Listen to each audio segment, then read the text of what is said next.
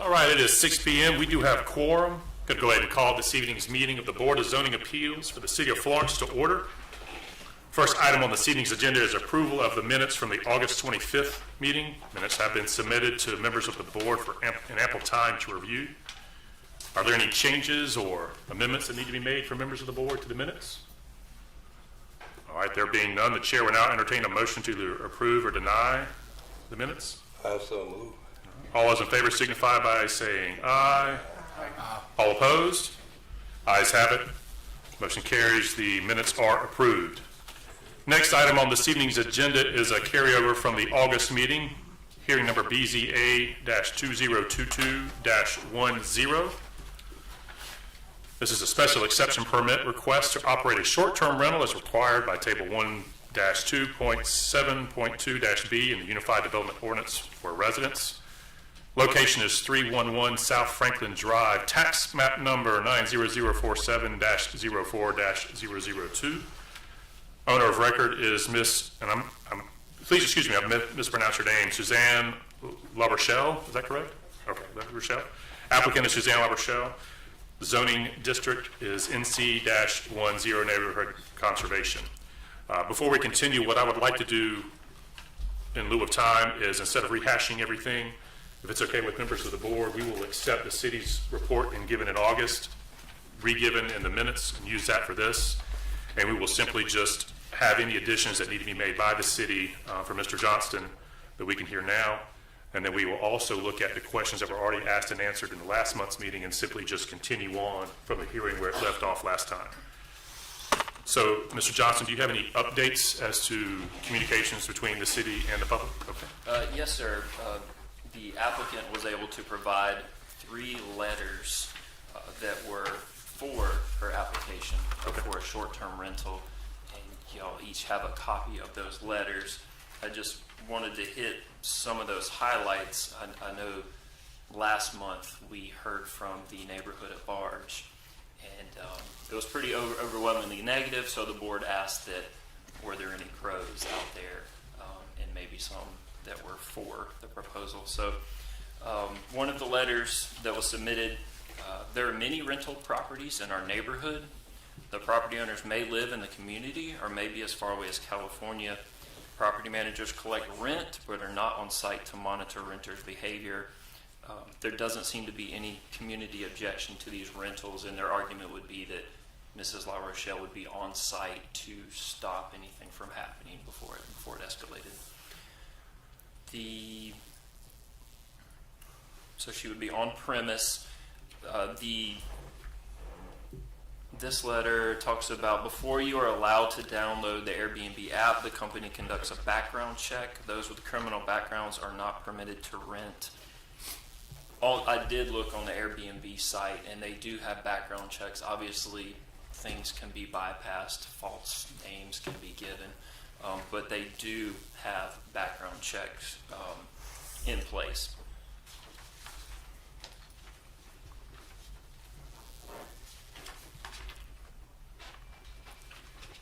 Also, another letter states that it is nice to give folks an option besides a hotel chain.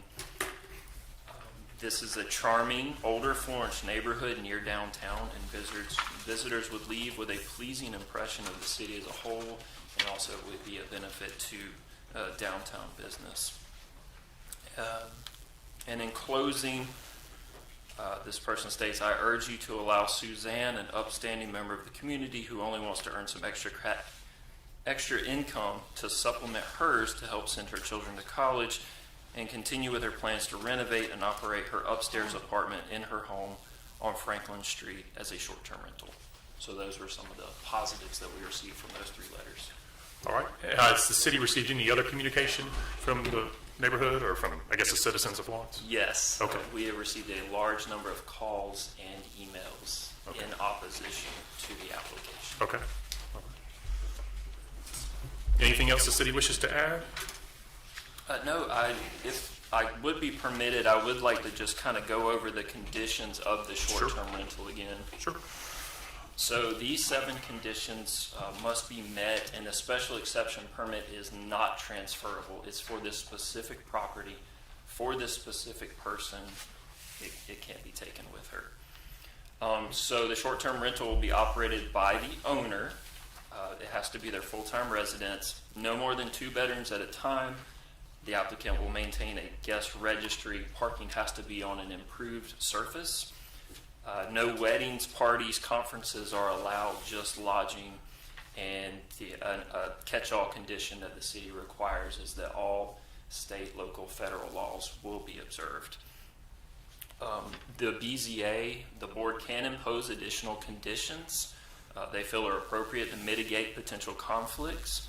By signing the special exception permit, Mrs. La Rochelle agreed that she met those conditions that I just stated. The city has the right to do inspections to make sure compliance is being met, and the permit, if those conditions are not being met, can be revoked. So that does conclude staff's report. Thank you very much, Mr. Johnson. Are there any questions for the city from members of the board before we continue on? Yes, sir, Mr. Chairman. Derek, it's good to see you again. These 3 letters that you provided each of us with the board, I've noticed one of them has the address, Pineland Avenue. I'm not sure of Pineland, but what I'm asking is the other ones doesn't have their addresses, and I'm just curious that if this is a makeup of the neighborhood, I'd like to know which neighborhood would Gotcha. approve this. Yes, sir. So the first one is Pineland Avenue. The second one is... Where's Pineland in relations to her place at the corner of South Franklin and Madison? Oh, It's way down It's there. not- Okay, I'm just trying to get a general Gotcha, idea of gotcha. who's supporting it and who's not. Thank you. And then Franklin and Cedar is the second letter. Okay, Franklin, this one is Franklin and Cedar. Okay, number 2. And Franklin then and Cedar. finally, this one is... Miss Pike, a associate professor of biology. Right. It's on here Wait. somewhere, but it was in the neighborhood. Okay. Well, I'm sure the applicant wouldn't question, Right. but as far as that, Exactly. yeah. Thank you, Derek. Yes, sir. All right, are there any other questions from members of the board? All right, thank you, Mr. Johnson. The board will now hear from Ms. La Rochelle. Ms. La Rochelle, if you don't mind, I'm going to swear you in again. I doubt anything has changed since August, but this is a quasi-legal hearing, so we do have to make sure we cover our bases. Do you promise that the testimony you're about to give is the whole truth? Yes, I do. All right, thank you very much. If you don't mind, you don't have to rehash your application. We already have that in the minutes. If you just want to continue with where you, I guess, left off in August. It's been a very interesting month, to say the least. Sometime after this last hearing, a letter was circulated around the neighborhood. The letter is not signed. The letter, I don't believe Derek has it in your packets, so I made copies of it. A friend of mine, may I please approach you? Yeah, you just, you check me out.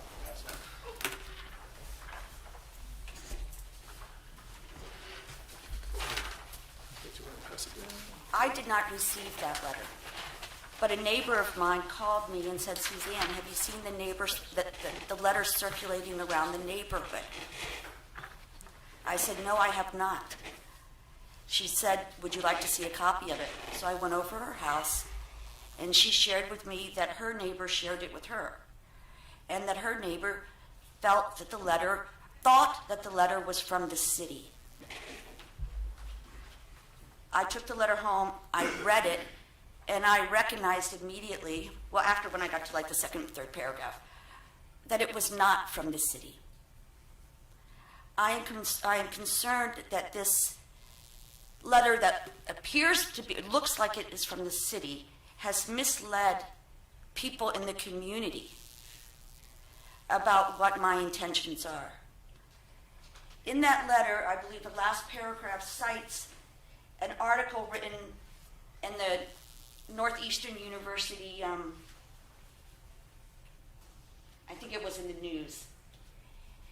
In that letter, it states A proliferation of Airbnbs or similar short-term rentals in a neighborhood contributes to higher rates of crime in the area, according to a new study by 2 Northeastern professors.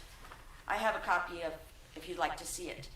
If you read the article, the key word is proliferation. And this is a study of the city of Boston. And the article goes in to say that when an apartment building in the city of Boston has more than one short-term rental, and all of the apartments continue to do that, that proliferation of short-term rentals seems to increase violence. The city has very strict guidelines on what they allow short-term rentals to do.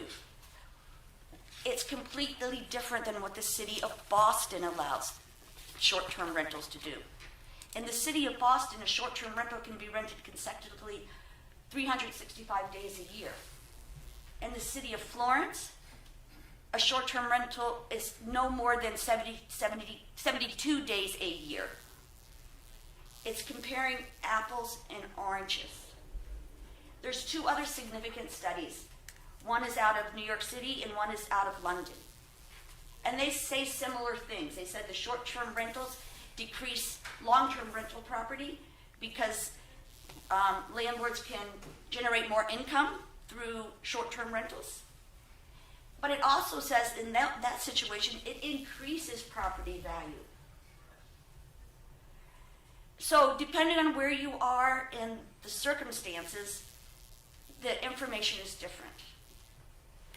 But I was appalled to see this letter written, circulated throughout the community, appearing to be from the city, misleading individuals and creating fear-mongering that my short-term rental, no more than 72 days a year, is going to increase violence.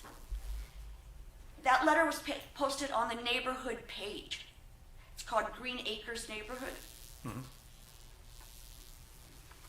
The attacks that I received, the misinformation on the page. Today someone said, how far is her house from mine? Because, in case she rents it to a serial killer. It's absolutely fear-mongering. This is my house with my 16-year-old daughter. And what Derek said, I don't have an apartment on the 2nd floor yet. I am only trying to follow the rules, follow the city rules. There are a lot of rental properties in our neighborhood. But they're not licensed. They're not permitted. People just do it. I am a law-abiding citizen who wanted to follow the law. And this is what I've got. Let me press pause right there. Mr. Johnson, have you seen this? Yes. Do you have a copy? Is there anything the city, other than it not being an official city letter, was there anything the city would like to comment on? Just from a content standpoint, not...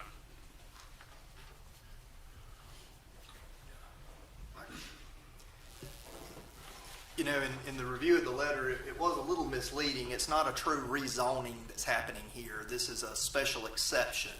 Several years ago, as we felt we were a little behind the times with the trend of short-term rental, we figured we needed to get something on the books with our zoning ordinance to address the issue.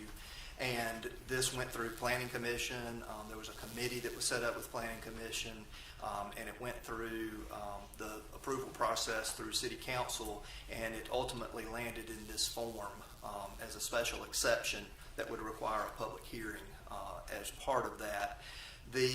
So it's not a true rezoning that's going on here. We obviously didn't do the background check on all the articles and such, as Ms. Rochelle did. But the main thing that I did want to point out is that this is not a true rezoning of the neighborhood or the lot. It doesn't change its land use in any way other than applying this one singular use of a special exception that would only apply in residential neighborhoods to where your primary residence is. So it's got to be a 4% property, as we call it. So it's got to be declared as your primary residence. Right. Okay. Can we ask him a question? You want to ask a question? Yes. Yeah, go ahead. Yes. Mr. Dudley, while we're discussing this letter, anything related to city, the only thing I can point out is the very bottom, or one of the only things, it was advised that the numbers neighborhood residents present at the city hearing would have the impact necessary for the correct decision. Whether the correct decision is no or yes, is that something that was advised Say by that. the city?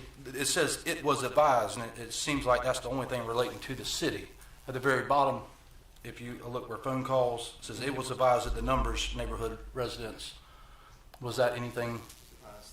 Was that the advice of the city? Yes, thank you, Mr. Chief. Much better with your words. I'm not sure. Did we really? Yeah, I think Derek's saying that the question was asked by a resident that if more people showed up, would it make a difference? And generally, our answer is yes to that. Very well. I mean, when people feel passionately about something, we always urge them to come to a public hearing and express those concerns. Absolutely, whether the correct decision is yes or no. That's right. That's right. Yes. Yes, sir. Okay. We definitely do not advise as to what a correct decision is. It's ultimately the board's decision. We, as the planning department, only advise based on what rules and regulations are on the books. Yes, sir. Very well said. Thank you, Mr. Dudley. Thank you very much. All right, Ms. Livercell, is there anything else you would like to add other than what we already discussed in this letter and the 3 letters of support that you have submitted? Yes. Okay. The woman who posted that letter, she didn't write the letter. She posted it on Facebook. She deleted that letter and she apologized to me that she had no intention on causing such Right. hatred. Okay. And I thank her for removing that letter. Very well. The second is Susan Goldstein is one of the people that Derek read a letter from. Yes. Susan is working and she would have been here. She had asked me to read the letter, but I will not since you guys have it for the sake of time. Yes, ma'am. But I do have several people here that support my application. Okay. And my immediate neighbor, I believe he did call. I only have one immediate neighbor. Right. Because I live on the corner. Yeah. His name is Mr. Al Coltrane. He went into surgery on Monday and he's recovering, but he told me he did call the city in support of my application. Very well. Thank you very much for your time. Thank you very much. We're now going to open the hearing up to public comment. The chair would like to ask that those of you who spoke last month, please let those who have not had their voices heard go first. Do we have an order, a list? Did anybody sign in? Everybody's on the list? Okay. All right, so what I would like to do is, if you would like to make a comment either for or against this request, you simply, one at a time, come up front, we'll swear you in. Please keep the comments geared towards just the immediate impact that we can have. We can't not negotiate corporate policies of Airbnb or VRBO. Sorry, wish we could, but we're just more concerned about your input. How's it going to make you feel, for or against? So if anybody would like to speak, please step forward. Want to talk? Go ahead, sir. If you don't mind, sir, just state your name clearly into the microphone. My name is Richard Seegers. All right, Mr. Seegers, do you promise that the testimony you're about to give is the truth? Yes, I do. All right, very well. I thought you was going to say, and the whole truth. Yeah, I tried that one time, and the last time I did it, I had to swear in a pastor, and I swore never again. So I'm just going to keep it to that brief comment, just going forward. So. Let me say that I'm one of the people who did receive that letter, and I really don't know who initiated it. Right. I will say that it did give me the impression that it was sent out, by the city, and I'm glad to know that that is not the case. Right. I feel for this lady. I do. I really do. She seems like a very nice person, and her intentions seem sincere. But, I have to care about myself and about my family. Mm-hmm. I am opposed to it. And the reason I'm opposed to it, very simply, is because I live at 1422 Madison Avenue, the 1400 block. I've lived there for 17 years. Excuse me. And during that time, my property value really hadn't went up very much. my taxes have doubled. My water bill has quadrupled. Right. And anything else that anybody cares to think of, that's probably went up a lot too. And we're still experiencing that right now. But over the course of 17 years, I've had at 4 different times 4 appraisals on my house, with the most recent one being about 2 years ago.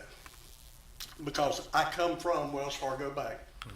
You know, I was in their mortgage division, and I understand property values. And what I see is in the neighborhoods that we're talking about is people have invested a lot of money in their properties. I mean, I have people in the 1400 block that have bought these old houses and spent a fortune making a nice home. Now, the way I feel right now, I'm going to live in my house the rest of my life. I don't really care what the value of it is, but I have spent a lot of money on it, and I can tell you that when I got all 4 of those appraisals, at the time I got each appraisal, I would have lost $50,000 if I would have sold my house for what an appraiser told me that it was worth. And there were certain things that I had done to the house that were very expensive things that the appraiser didn't even consider. For instance, I put Anderson replacement windows in my house. Has anybody priced those? Listen, you can spend 50 grand real quick. I've got a 2,000 square foot house. You can spend 50 grand real quick putting Anderson replacement windows in your house. And you hope one day you'll get that money back if you sell it. Wrong, wrong, wrong. That will not happen on Franklin, Madison, okay, or Jackson. There's some very nice houses.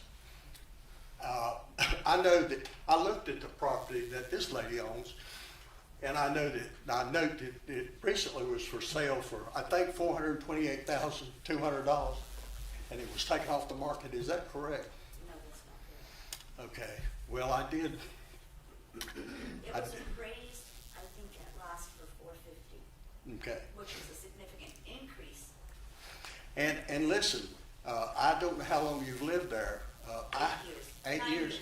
Well, the person who originally did all that work to that house spent a fortune doing that. Yes. It was a young 30-somethings couple, and I mean, you know that. They spent a fortune doing it. It's a beautiful home. There's very few houses on Madison, Jackson, or Franklin, and I really can't think of any, except maybe 1 or 2, that would actually sell for that kind of a price.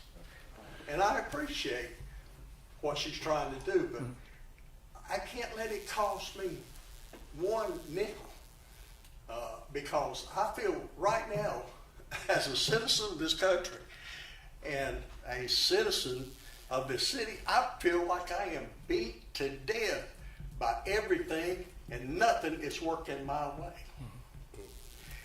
It's nothing personal against this lady, but I have to protect the value of my property. And I'll guarantee you what you're about to do, I'll bet you within 90 days you'll have 50 applications for the same thing. All right, thank you very much, Mr. Thank Seegers. you. And I appreciate your time. Good. Best Yes, sir. of luck to you, man. Yes, sir. All right. Is there anybody else that would like to speak either for or against this application? Nope, go ahead, sir. Yes, sir. And same drill as Mr. Seegers, you can just state your name clearly into the microphone. I'm Fred Coons. All right, Mr. Coons, do you promise that the testimony you're about to give is the truth? Certainly. All right, you may go ahead, sir. Okay, I live at 302 South Franklin. 2 houses down, directly across from Miss La Rochelle. I have no agenda or problem with Miss La Rochelle, but I do have a couple of questions.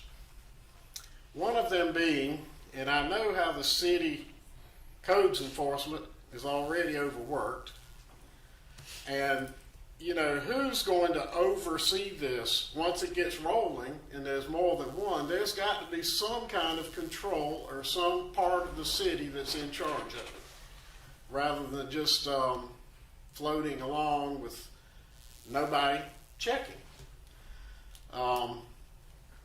We have a lot of traffic on Franklin. I've raised my children there and my grandchildren now, and it's been a safe place to live.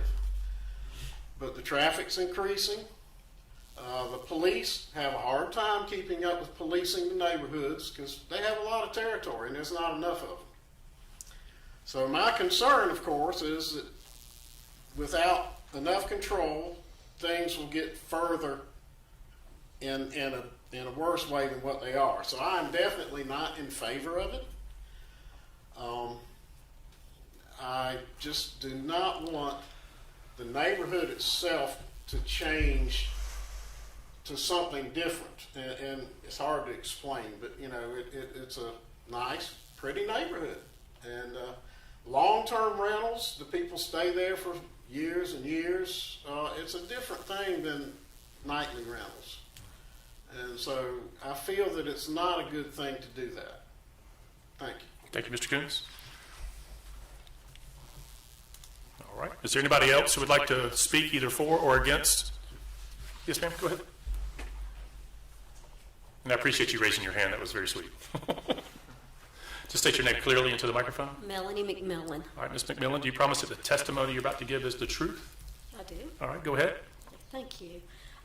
Danger of fire in the home, and she's put a lot of effort into improving the home herself. I know she got all this beautiful kitchen, a beautiful kitchen from Connecticut that she, had shipped in. It's really gorgeous.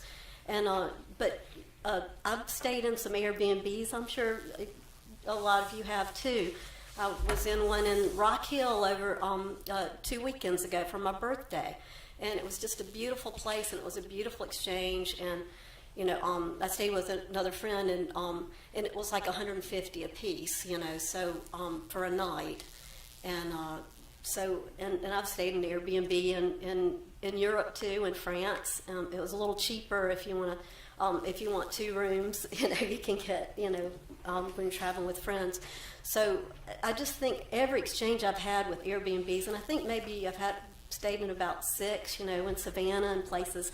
It's always been a beautiful exchange with, people who are really high quality homes, and they expect to have high quality clienteles. I remember one time when I went for the Women's March on Washington.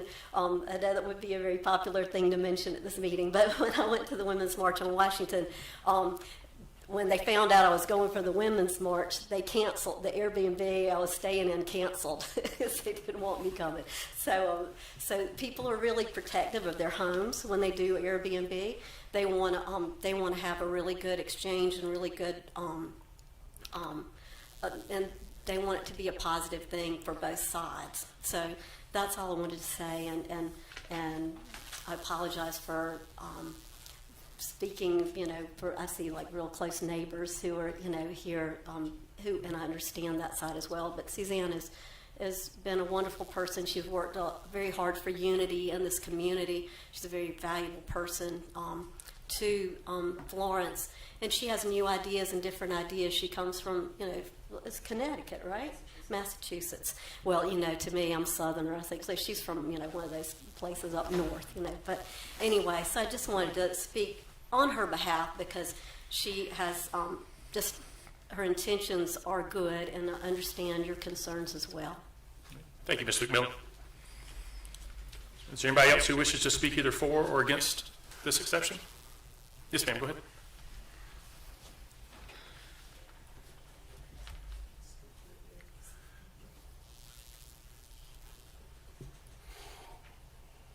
Just state your name clearly into the microphone. Carolyn York. Hi, Ms. York, do you promise that the testimony you're about to give is the truth? Yes. Thank you. Go ahead. I live at 1202 Madison Avenue, which is somewhat catty-cornered to where Suzanne lives. We're certainly within walking distance of one another. I've lived there for about 15 years. I live alone, and one of the things that I like the most about our neighborhood is because it's very secure, I feel. It's a safe neighborhood, but it's also a very welcoming, warm neighborhood. And because I live on the corner, I'm able to see people coming by throughout the day, and especially on the weekends, there are a lot of young families that have children. They walk their children in their carriages when they're babies. I've seen some of them grow up, and which is always nice for me because I don't have children.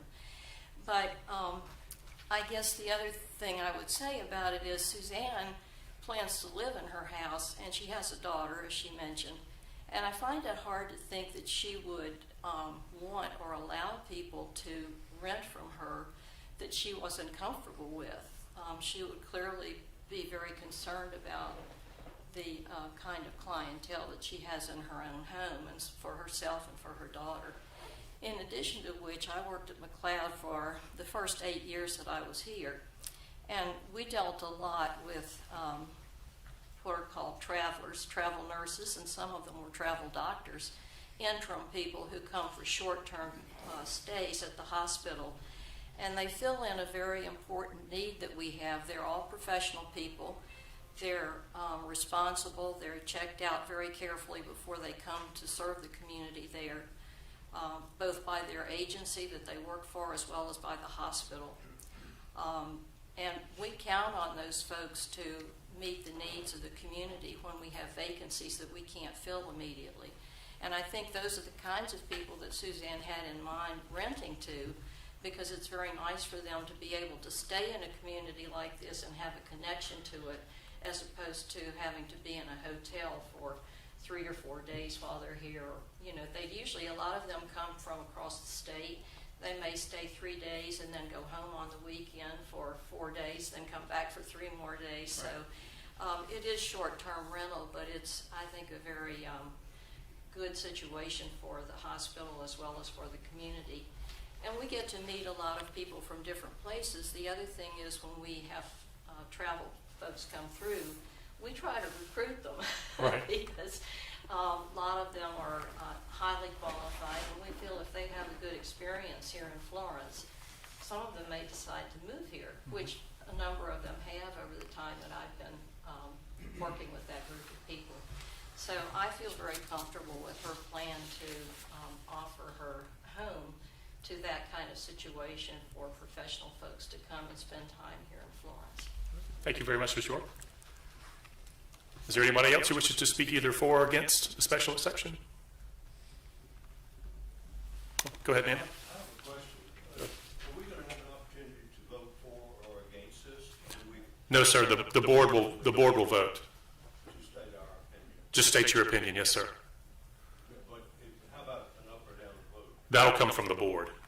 Okay. Yes, sir. What she was next. Oh, okay. All right, you go ahead, sir. Yeah. And just state your name clearly into the microphone, please. My name is Bradley Callicott.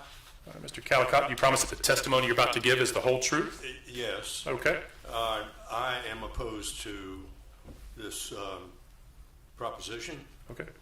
on the grounds of lack of regulation by the city, and also the wide open nature of where the clientele may come from.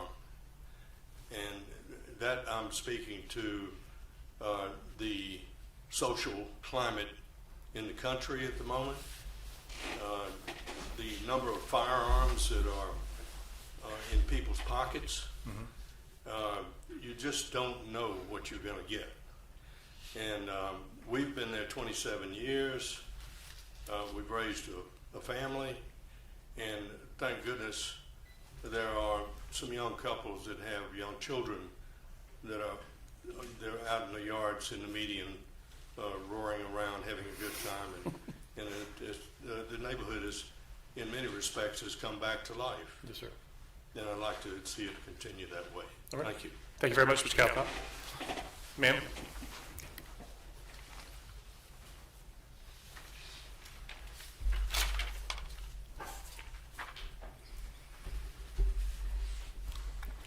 All right, just state your name clearly to the microphone. Kevin Lassen. All right, Ms. Lassen, do you promise that the testimony you're about to give is the whole truth?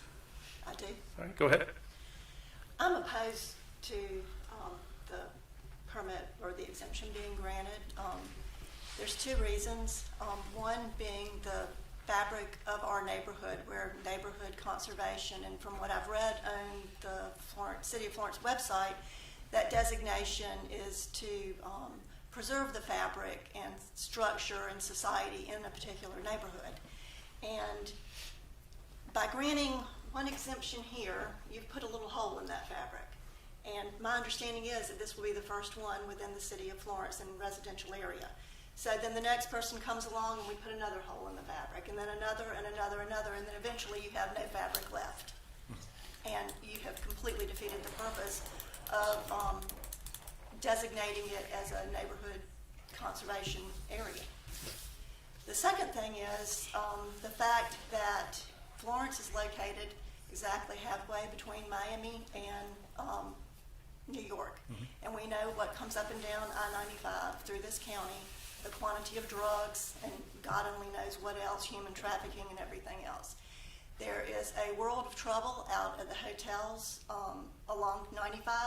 I sat on the grand jury for 2 years and heard stories I could not believe that you don't see in the news at all. So by granting this, we're bringing those kind of people, or potentially bringing those kind of people into a neighborhood within the city instead of putting them on the outskirts of the city. Her entrance that she says she wants to use is located on Madison, and it is a very dark little part of that street. It doesn't look safe to me, and it could hide any number of whatever's coming off of I-95 that I don't think is a good idea.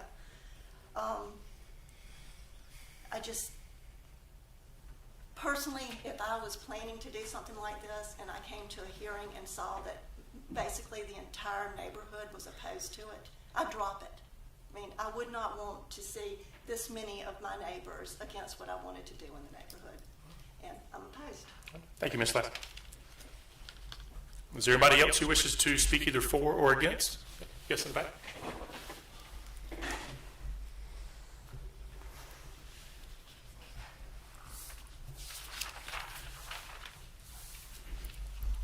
Just state your name clearly into the microphone, please. Michael Kennedy. All right, Ms. Kennedy, do you promise that the testimony you're about to give is the whole truth? Yes. All right, go ahead. I oppose to this application just because I have an almost 2-year-old, so I worry about the safety. And also, I have personal experience with staying at Airbnbs, and the contact that I've ever had with or the owners of the property has just been based on if there's any issues. Some are not even present when I stay at one. Also, I mean, I'm curious, there could be uprise in crime with opening up this application. And I love our little neighborhood, and I like to keep it the way it is. Thank you very much, Ms. Kennedy. Is there anybody else who wishes to speak either for or against the special application? Yes, sir. Go ahead.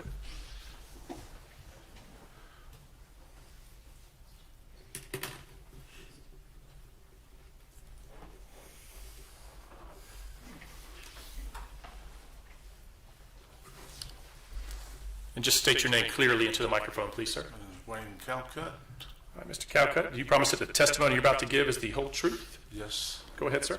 I'm opposed to the ordinance that you're talking about and discussing. And the live in a neighborhood, we need for it to stay a neighborhood, residential neighborhood. Residential. Thank you very much, sir. The chair appreciates your brevity, sir. Is there anybody else who wishes to speak either for or against this special application? Yes. Go ahead, sir.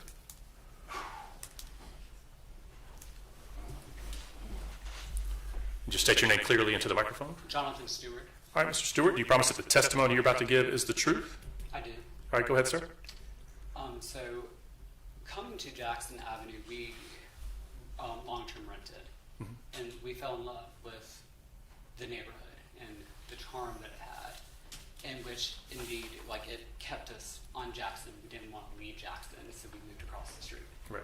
So I feel like letting this go through it's going to lose all the charm that we fell in love with, and possibly reduce like our property values. And that's what's mostly concerning to me. Who knows what's going to happen in 10 years from now? What are we going to do? Like, if that's going to lower the property value of the home that we just purchased. So, Right. yes, I'm very opposed to this. Thank you very much, Mr. Stewart. Is there anybody else who wishes to speak either for or against the special exception? Yes, go ahead.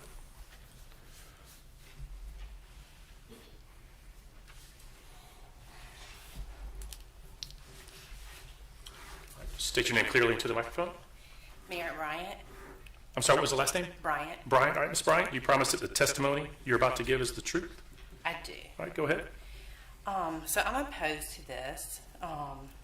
It's not something that I think the city needs at all. We have a high crime rate that, quite frankly, is not controlled. The city has a lot that they need to work on before we give them another task to take on. We have a situation in our neighborhood with the dogs. I'm sure all you are aware of it. We can't even get that under control. So I feel like adding something like this doesn't make sense to increase or help anyone but the lady that needs to rent it. And I feel bad that, you know, I know she needs money and things like that. I understand that, making sacrifices for your kids. I have a 3-year-old. I live near her. It's already me circling the block to avoid some things, and now I'm not going to want to go down there because I don't know who's there. With an Airbnb, she said that she was going to do background checks. With an Airbnb, you can't do background checks. They don't give you that information on people and ahead of time. You can book an Airbnb. I booked one today for tomorrow in Charleston. No one can do a background check on me. In fact, they don't know who I am. All they have is a debit card with an information on it, and I'm staying at it, and my sister booked it. So you can't. There's no way to do that. And I think when asked about it on the Facebook, you know, she said that if this got approved, then we were going to go, and she was going to try to find a way to do that. To me, if that's a plan, that should have already been noted and stated. I would have felt more comfortable about that, but I don't think it's possible in what this is going on here. As far as the travel nurses, I understand that. I know Florence needs it. Those travel nurses get paid good money though to stay in places. They're given allowances, things like that. With the way that all these rentals are doing, when you do a long-term rental, you have to put money down to show that you're there and that you want to be accounted for. And with an Airbnb, it's not that. It brings in actually more people because there's a cleaning person that's got to be involved unless she's doing it her own. You have to clean and sanitize it. If she isn't there to do it and there's an Airbnb, then that's other people coming in the house. So it brings in a lot more than just the one renter. And even if you do that, it's going to cause more ruckus. There's just no way around that. And I personally think that we as the city need to worry about a lot more things than what we're worrying about with this. Thank you very much, Ms. Bryant. Is there anybody else who wishes to speak either for or against the special exception? Yes, sir. Or yes, ma'am. Go ahead. Y'all kind of tied, so rock, paper, scissors. All right, Lee. All right, just state your name clearly into the Teresa microphone. Brunson. All right, Ms. Brunson, you promise that the testimony you're about to give is the whole truth? Yes. All right, go ahead. I'm a realtor, and I've been a property manager for the past 8 years, and I've seen some horror stories. Yes, traveling nurses, the hospitals do their background check, but this one particular case I want to tell you about, I trusted that this lady, she paid her deposit, and this was monthly rentals here in the city on Court Street, and they're all-inclusive, furnished. Anyway, this nurse happened to be traveling with her husband, who to me looked like her son, and I did find out, I think it was her son, and as things unraveled and went to, he was a felon who had to be under his mother's care and travel with her. She had to keep him, I guess, chaperoned. Well, none of that came up. I mean, she didn't give me that information. He was causing havoc in the apartment complex. It was awful. I had to make him leave. Anyway, that's just one scenario. There's been horrible things that I've seen that was beyond my control. Like, you think you've got a professional that's coming to do their job. They're working all night long, and who knows what the roommate's doing while they're at work. So, drugs, it was awful. And the amount of trash that was left in there was awful. Anyway, I'm very opposed to it. I live very near to you. And long-term rentals, I mean, I can see that. Yes, they do give a wonderful deposit, but nightly, and I'm not to say that I hadn't ever brought someone in my home, but I didn't make them pay anything.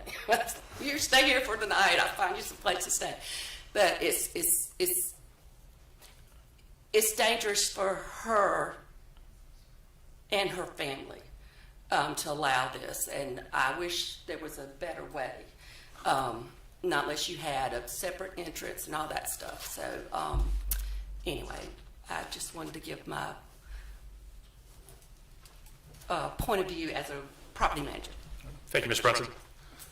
Sir, did you want to speak? Well, I thought you waved your hand. Is there anybody else who wishes to speak for or against the special exception? Oh, in the back, go ahead.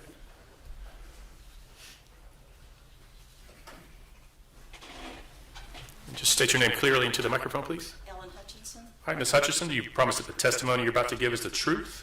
Yes. All right, go ahead. I have concerns about it as well. I'm not really in favor of it.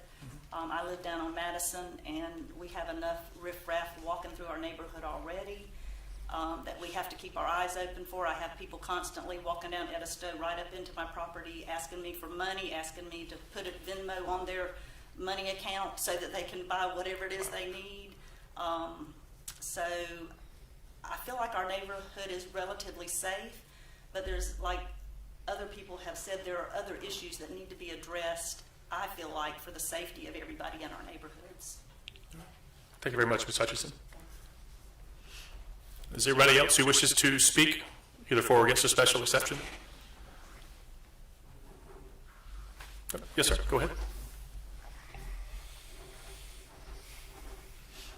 Just state your name clearly into the microphone, please, sir. John Bruce. All right, Mr. Bruce, do you promise that the testimony you're about to give is the truth? That's the truth. All right, go ahead, sir. I'd like to say I'm opposed to it as well, for all the reasons that were given just before me.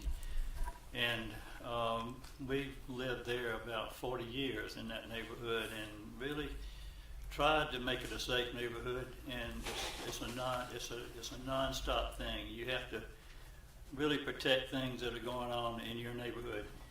And when you open up something like this is not, like they said, this is not going to be the first one. This will be others to follow, and you can guarantee that. And I've seen some neighborhoods where they had weekend rentals, and the whole place just went downhill, and property had to be sold, bulldozed to clean it up. And I would just like to say I'm very opposed to this. All right. Thank you very much, Mr. Bruce. Is there anybody else who wishes to speak either for or against the special exception? All right. There being none, the chair will now entertain a motion to either approve or deny the special exception for members of the board. Oh, I'm sorry. Oh, yes, ma'am. You sure? Go ahead. And you've already been sworn in, Ms. Rochelle, so just state your name again clearly to the microphone so we have it on record. My name is Suzanne La Rochelle. Yes, ma'am. Go ahead, ma'am. I would not consider doing this if I thought I was putting my 16-year-old daughters or myself at risk. That's the bottom line. I too care about my property value. I would not allow my property to be destroyed. The one positive thing about short-term rentals opposed to long-term rentals is there's a whole eviction process. If I get a bad apple, they're out of there in a very short term of time.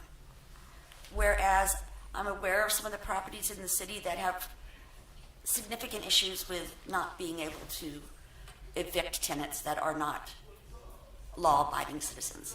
I would not have that issue with a short-term rental. In regards to the lighting, I have spotlights on the side of Madison. I just don't have them on. Okay. And last thing is, a lot of the issues that were mentioned here, I encourage all you board members to read what our city has meticulously done to prevent these concerns. This is not going to be an Airbnb like you see in New York City or Boston, Massachusetts. And it's the problem comes with proliferation. The city is going to take it one by one. Yes, I'll be the first in our neighborhood. There are other short-term rentals in the city. The city has guidelines how they could take my license away from me if I'm not following. They're pretty restrictive. I looked into turning my upstairs. I am going to I have the security question about getting background checks. Until I get this approved, I'm not moving forward.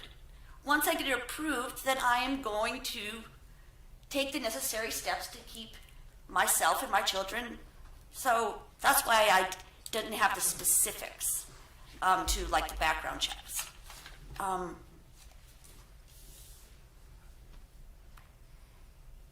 I'm trying not to take this personally, although it's hard. What I believe I see here is that this community opposes the city's ordinance that would allow this. When the city decided to allow this, they did a significant study and they supported it.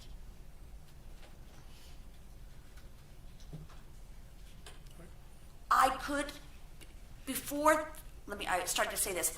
I looked in turning my upstairs into a rental property, like a long-term rental property. That's where I'd have to put in firewalls, sprinkler systems, which is an extraordinary amount of money that I don't have.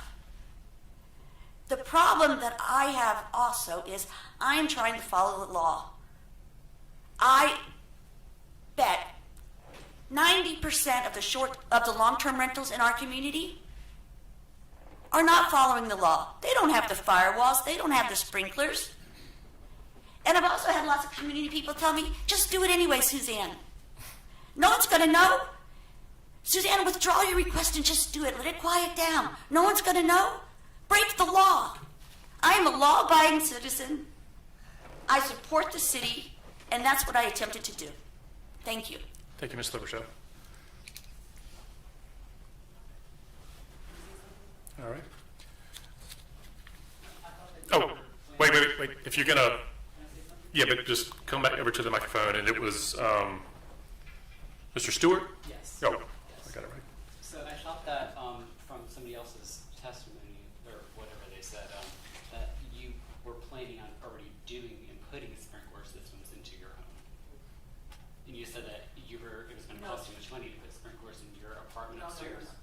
Melanie misunderstood what I said. Okay, I was just making sure. I was Okay, just trying to. no problem. Right now, I have, fire alarms like every, 20 square feet or something. Right. So how do you plan on doing the background checks? Have you gotten to that part? Because I think that would be primary number one.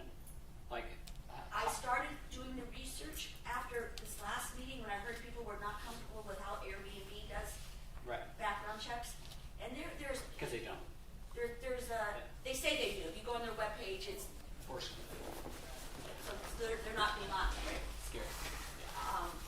But there are a lot of companies that actually do Airbnbs. And depending on the level of information, depends on the cost. Yeah.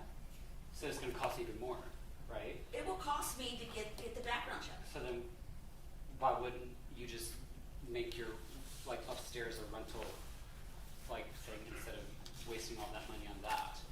You just do a long-term rental with your apartment and put all that money and effort into your upstairs. I would have to. I'm confused about like I why. can answer your question. I looked into it. I looked into what it would cost to do a sprinkler system upstairs. What it would cost to do this fire floor. And it's an extraordinary amount of money. Right. I bet. And I also am facing the Madison Street. I'm going to put, and I haven't done this yet, so that's why I have time. I'm going to build a stairs to the second floor, so they will not come through my home. So there'll be a direct entry into the second floor. So shouldn't that be the primary focus? Is just to do this, go like the, just make it a long-term rental instead of a I'm nightly looking at rental? $25,000 to do a long-term rental, I understand. I completely understand. which I can't afford. I get it. And We that's- have a separate building in the back of our yard that still hasn't been updated yet because we can't afford it yet. Yeah. So that's it has to wait. I understand. But I'm just. Right, we've kind of derailed a little bit here. I appreciate the concern. I do.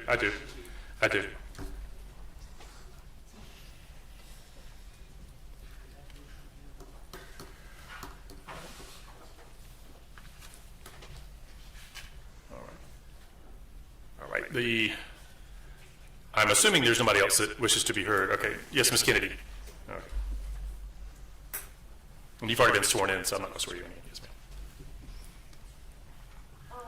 I wanted to ask the city, what would happen if, per se, there is a bad apple that does come and stay at Miss Suzanne's place?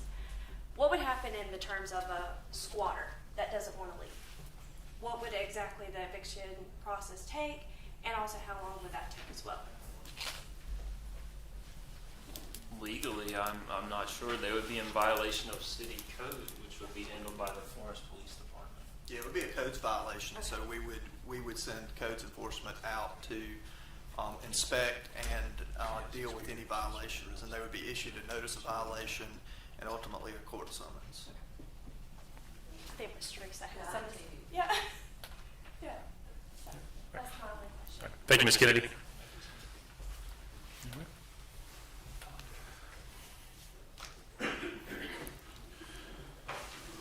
All right, the chair will now entertain a motion. I'm sorry? Did somebody else wish to be here? Okay. Yeah. And I've gotten completely out of order by Ms. Brunson. I'm Ms. Brunson.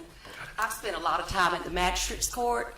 I spent a lot of time with police, calling them to try to help people. If you've got someone that you have let inside your home, if they have a sock left on the floor, you have invited them into your home, and it is hard to get them out. You go through the system, the police cannot force you. They will not force them out. I don't know why or how, but I have to go and file an eviction. They get 2 weeks. I have to give them a 2-week notice. Then after that, they could even come up to the courthouse when their eviction does come up, which is around 21 days later after the first initial filing. And they can, the day of, come in and request a court hearing that the judge will give them another week of free rent. And it's just a ball of mess. And on Franklin Avenue, 2 doors down from you, a lady, she still lives there. She had stairs going up, and she still does, to the back of her home, and there's a separate entrance because she did have a long-term rental there. Her son lived with her. She happened to come home in the middle of the day, saw her TV going out the front door. This man had come upstairs, broke into her home.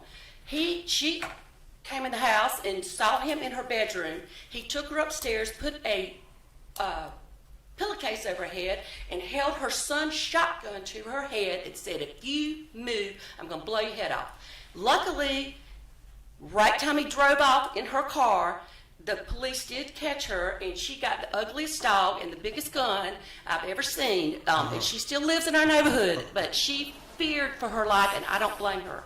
But it's dangerous. I'm just saying, it's a dangerous world, period. You cannot trust protection, even, and I'm sorry to say this, it's from the police or anyone. It's too late. It's very dangerous. Very dangerous. Thank you, Ms. Brunson.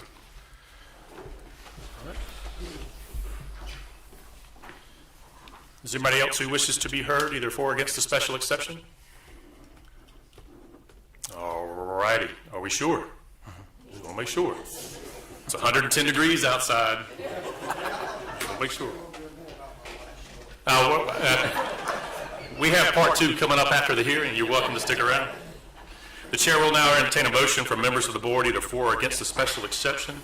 The chair would like to remind members of the board that this is not like a variance request, and that the board member making the motion does not have to list every single item out. This is a simple straight up and down vote based on the evidence we have in front of us.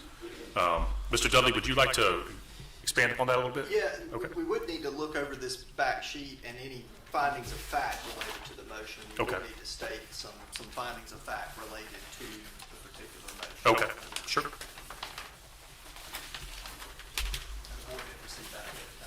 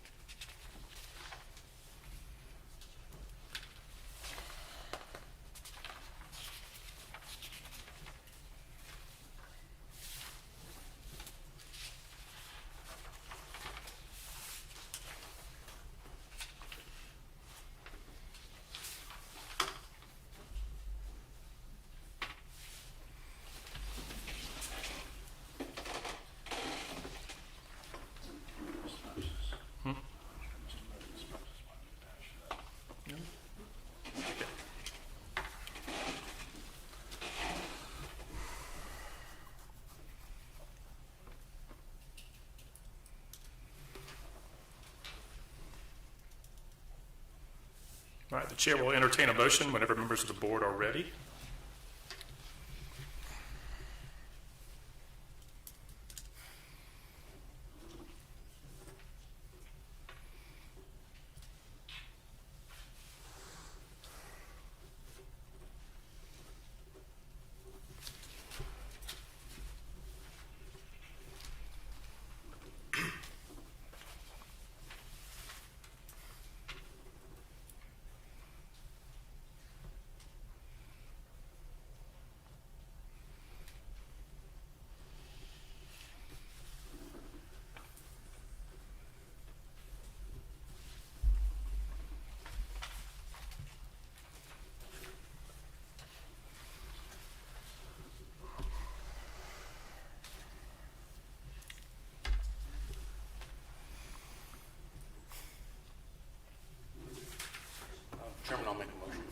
All right, Mr. Chico, go ahead. I make a motion that the special exception permit be granted. The standards in section 1-282 of the Unified Development Ordinance, which are applicable to the proposed special exception use, have been met based on the following findings of fact. The property meets all requirements for the special exception permit. The homeowner has agreed to abide by all conditions and standards defined in the ordinance. That the proposed special exception use will not substantially diminish the value of adjacent property or property in the district based on the following findings of fact. That the proposed special exception will not affect, the proposed special exception, I lost my place, will not adversely affect traffic or congestion. This is the first short-term rental in the neighborhood. Any future applicants would have to go through the same approval process. The city retains the authority to make inspections, investigate complaints, and initiate permit revocation for non-compliance. The proposed special exception use will be compatible with uses in the district based on the following findings of fact: that the property meets and exceeds all requirements for the special permit. The homeowner has agreed to abide by all the conditions and standards in the ordinance, and the city retains the authority to enforce those standards. Thank you. All right, we have a motion to grant the special exception. Do we have a second? A second. All right, thank you very much. All those in favor signify by saying aye. Aye. Aye. All those opposed? Nay. Nay. By a vote of 3-2, the special exception is not granted. The motion does not carry. Are there any other items on this evening's agenda, either from the board or city? No, sir. There being none, do we have a motion to adjourn? So move. Oh, I didn't hear your vote. Oh, I agree. Agree with what? 3-3. Granting, we have a time. Oh, I thought, okay, I didn't hear your vote come through. I apologize. Let's do that again just for the record. Mr. Chico has a motion to grant special exception. We had a second. So all those in favor signify clearly by saying aye. Aye. All those opposed? Nay. We have a 3-3 tie. In this case, the chair does not know which way to go, and would love advice from the city. In the case of a tie, that means the motion does not carry. That's what I thought. That means the motion has failed at this time. So it's always open for another motion, if that so be. But based on the tie, it has failed. Very well. So based on the vote of 3-3 as a tie, the motion does not carry. The special exception is not granted. There being no other items on this evening's agenda, do we have a motion to adjourn? So move. All right. All those in favor signify by saying aye. Aye. All opposed? The ayes have it. This meeting is adjourned. The chair would like to thank everybody for participating in their city this evening. Hope better times are ahead. Thank you, guys.